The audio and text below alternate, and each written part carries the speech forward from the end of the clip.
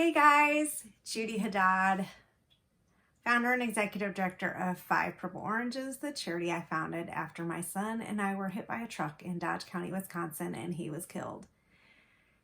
So today's video is all about the trauma and how people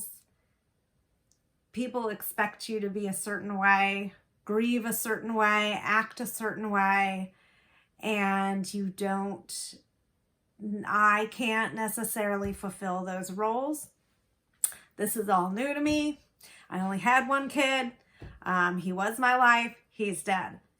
I've never experienced that loss before. I'm doing what's genuine to me, what's authentic to me in finding my way through the trauma. So, today is Yom Kippur. I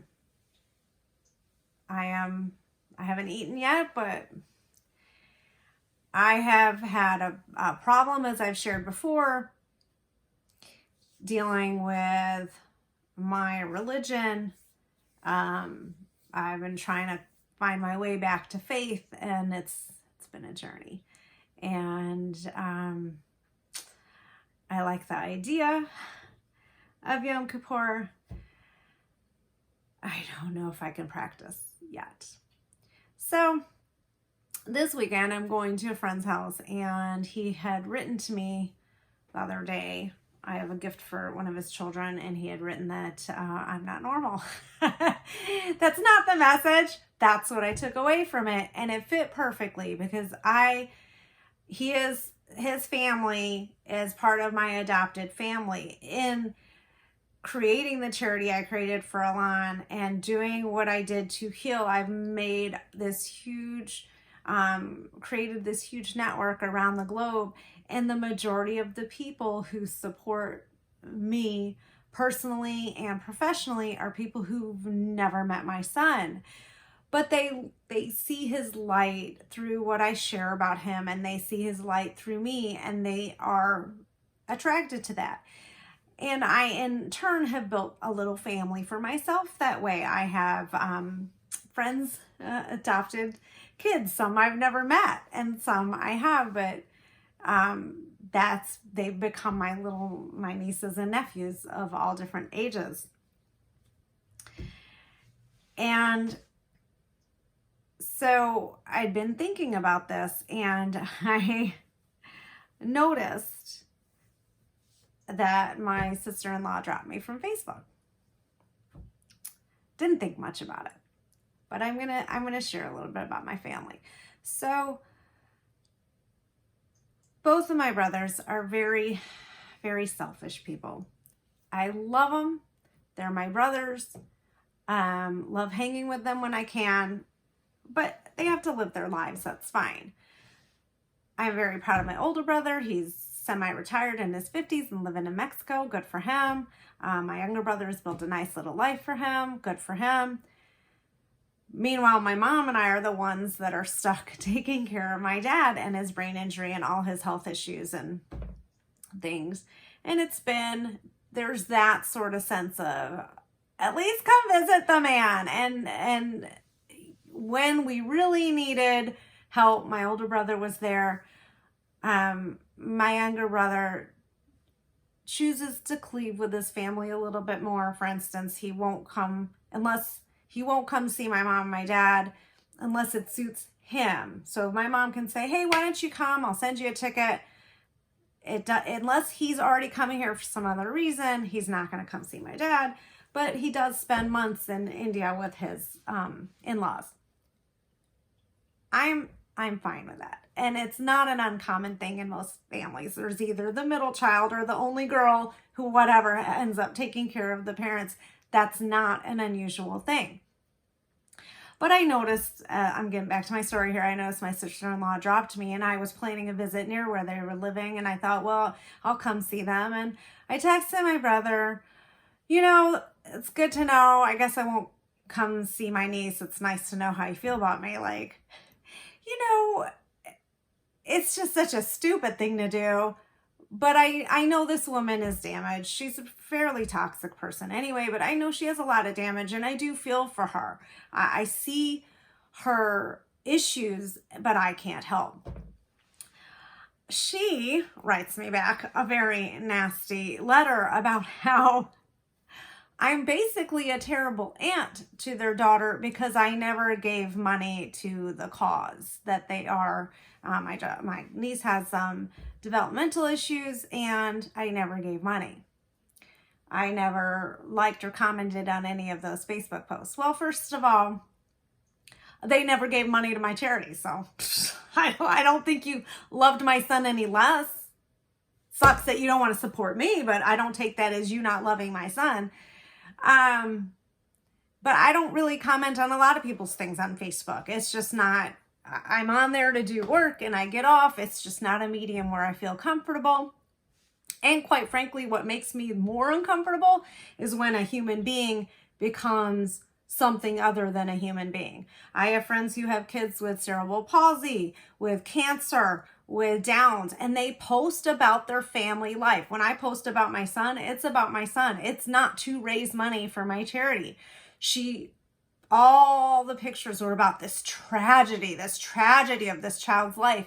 And that is sad to me. Like, you have a child. I don't have a child anymore, but you have a child. Can you not love her as a child? And maybe that's your way of dealing with it. So I didn't judge. Maybe you can only think critically. How can I help this child? She needs to be normal, or whatever that may be for you. But she is a child, and I want to see her as a child and not as a condition or disease or whatever you want to call it. So no, I chose not to like those posts when I did see them. And maybe she chooses to judge me for it. That's her call. But as I've said, we deal with trauma different ways. That can be her way of dealing trauma. This can be my way of dealing trauma. In my head, you have this child. Please, can you just love this child, or let me love this child in whatever way works for me? And it has not been an easy thing. Not because I'm jealous that my brother has a child and I don't.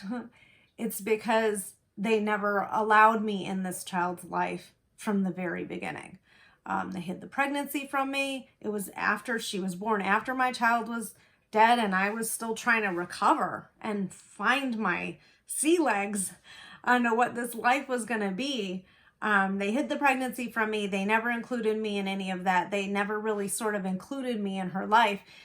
And lastly, and I never speak about this except to one other person and my mom, but I saw issues with the child's development from the start. And I had that experience. I worked with children and taught in many infant rooms and preschool rooms when Alon was younger, and you know what to look for. You have a checklist and you know what to look for. And I could see issues, but I would be shut down when I would start bringing things up. And at one point, my brother took such a sort of nasty tone with me. I thought, well, they'll figure it out eventually. But so I was removed from their lives.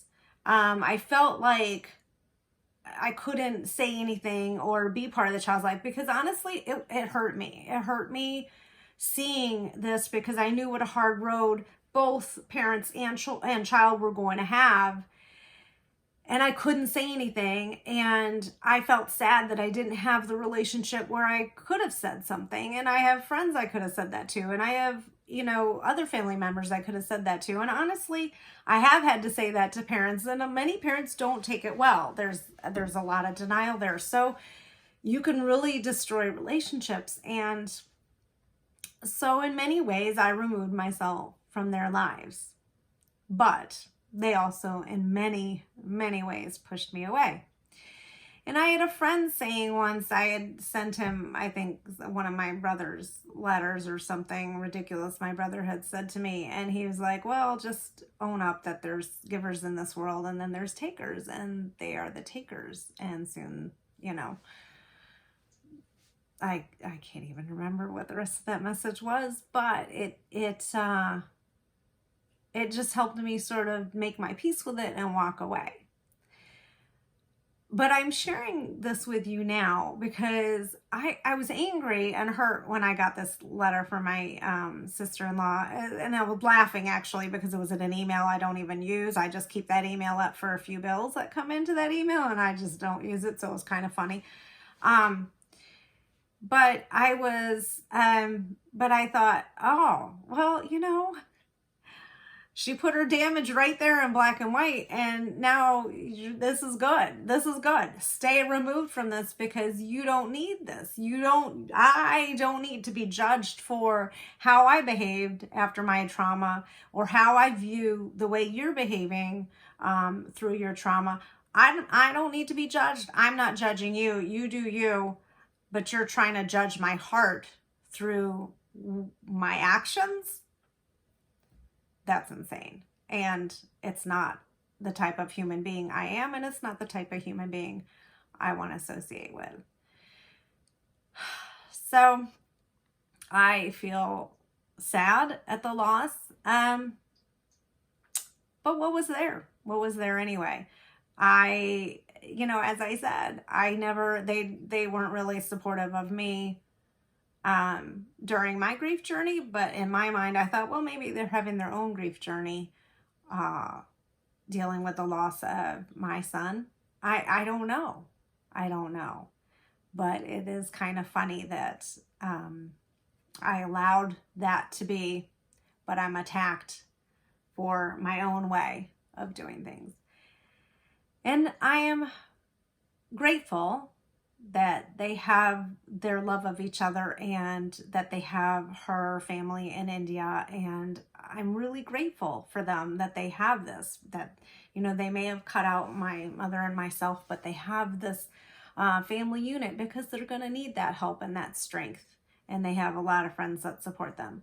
And I'm grateful for my family that I have created. The kids I have, just was on FaceTime with some of my friends' kids in Canada and love seeing their faces and talking to them. And I have these little girls I'm going to visit on Sunday, and I have some girls who live down the street that are my adopted family, and I have some girls and boys that I'm going to see in a month or two that are my adopted family. And I still have that love, and maybe I show it in a way that works for me, but these families that I'm close with, they don't expect me to behave any particular way with their children. And I am grateful for anyone not having expectations of me, because I don't think I could survive this trauma if I placed expectations on myself on what this would look like, what this would be like, how I would get through this. And I've said it before, I think we all at times imagine, well, what if the very worst thing that happens? How would you process that? What would you do? And you don't know. You don't know until you're there. And I'm still learning. So thank you for sharing this journey with me. Thank you for sharing your families with me. And thank you for your support of me and your deeds and your words. And if you want to support the work I'm doing with 5 Purple Oranges, please feel free to click on the link in the down below this video. And please subscribe and share. This is what keeps me going and sharing with you. Bye, everybody.